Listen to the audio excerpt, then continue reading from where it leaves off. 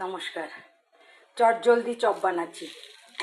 বাজারে গেছিলাম, আজকে দুপুরে সেরকম কিছু রান্না করিনি, মাছের ঝোল আর কুমড়ো উচ্ছে ভাজা করেছিলাম আর ডাল।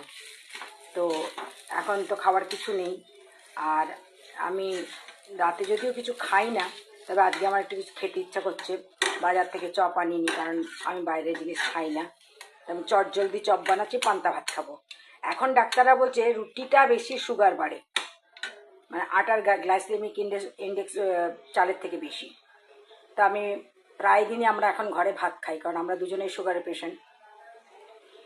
তো এই যে চপ বানাচ্ছি, আলুটার মধ্যে আমি দিয়েছি পেঁয়াজ ভেজে, রসুন, আদা, কাঁচা লঙ্কা, নুন, হলুদ, জিরে ধনে গুঁড়ো, এই দিয়ে এটাকে আমি চটজলদি, মানে খিদে পেয়েছে, 9টা বেজে গেছে, প্রায় 9:30 বাজতে চললো, আলুটাকে বানিয়ে নিলাম।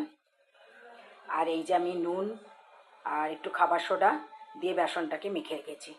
এবার আমি এটা নামাবো, নামিয়ে একটু ঠান্ডা হলে আমি এটাকে চপ বানাবো। এটা চটজলদি। আর যদি একটু আপনারা যদি আরও ভালো করে করতে চান, তাহলে আর একটু শুকনো লঙ্কা ভেজে, শুকনো লঙ্কা ভেঙে দিয়ে দেবেন।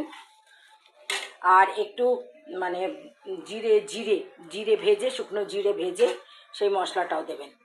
তো আমার কাছে এখন শুকনো নেই, শুধু জিরে পাউডারটা নেই আমার কাছে, যেটা আছে সেটা 5 মিশালি। এটা ওটা আমি দেবো না, কারণ ওটার মধ্যে মেথি দেওয়া আছে, তো একটু তিতকুটে লেগে যাবে তাহলে। কিন্তু 5 মিশালি দিলে সেটার মধ্যে মেথি দেবেন না, বাকি সব দেবেন, জিরে, ধনে, মৌরি, এই 3টে দেবেন, কিন্তু মেথিটা দেবেন না। তো আমার আলু ভাজা হয়ে গেছে, আমি এবার আলু নামিয়ে নিচ্ছি। এই যে আমি আলুর এগুলো টিক্কি বানিয়ে রেখেছি। আমি কিন্তু মোটা মোটা করে বড় বড় করেই বানিয়েছি, দোকানে কিন্তু এরকম দেয় না, খুব পাতলা দেয়। আমার ঘরে বিটরুট রয়েছে, কিন্তু এখন এত টায়ার্ড লাগছে আর বিটরুটটা দিলাম না, নাহলে আমি এরকম শুধু আলুর চপ কখনোই করি না। আমি এটার সাথে একটু বিটরুট দিই, বিটরুট ঘষে মানে গ্রেট করে বিটরুটটাও আলুর সাথে ভেজে নিই, তাহলে কী হয়, একটু হেলদিও হয়। বিটরুট, গাজর দুটোই দিই আমি।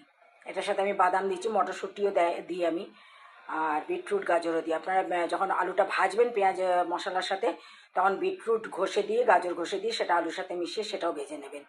আর আমি ঘরে এরকমই মোটা মোটা করে বানাই, কারণ দোকানের মতো আমি পাতলা বানাই না। এটাকে ভালো করে ফেটিয়ে রেখেছি, আমার তেল গরম হচ্ছে, এবার আমি ভাজবো। আমি ছেড়ে দিয়েছি, এক পিঠ একটুখানি ভাজা হয়েছে, এখন আরও লাল লাল ভাজা হবে। বেসনটা মনে হচ্ছে একটু পাতলা হয়েছে, আপনারা আর একটু গাঢ় করবেন বেসনটা। এই দেখুন এরকম হয়েছে, কিন্তু আর একটু গাঢ় হলে ভালো হবে, আর একটু গাঢ় করবেন, তাহলে আর এই টুকরোগুলো তাহলে আর ছড়াবে না। এই যে আমার 3টে চপ ভাজা হয়ে গেছে, আরও 3টে দিয়েছি, আর এই দুটো এখনও রয়েছে ভাজা। এটা এক পিঠ হয়ে গেছে, আর একটু লাল লাল করবো, আর এক পিঠ হচ্ছে। এই যে আমার চপ ভাজা হয়ে গেছে, ঘরের চটজলদি চপ কিন্তু এটা।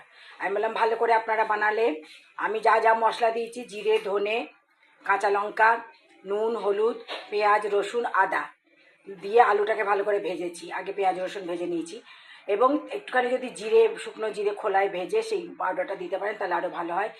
এবং আলুর সাথে গাজর, বিট গ্রেট করে যদি ভাজেন তাহলে আরও টেস্টি হবে, তার মধ্যে মটরশুঁটি, বাদাম। তো আমি শুধু বাদাম দিয়ে করেছি, আলু আর বাদাম দিয়ে।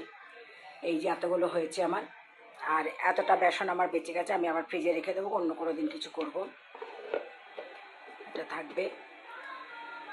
তো এই চপ আপনাদের ভালো লাগলে বানিয়ে খাবেন, জলদি চপ। আমি বারে বারে বলছি চটজলদি চপ, এটা ঘরে তৈরি চটজলদি চপ। এটা আমার অত সুন্দরতার দরকার নেই, আমি তাড়াতাড়ি, আমার খিদে পেয়েছে বলে আমি খুব তাড়াতাড়ি তৈরি করলাম আমি এটা। আপনাদের ভালো লাগলে বানিয়ে খাবেন, লাইক শেয়ার করবেন, অবশ্যই অবশ্যই কমেন্টস করবেন, আর সাবস্ক্রাইব করবেন, প্লিজ সাবস্ক্রাইব করবেন আপনারা। আসি তাহলে, নমস্কার।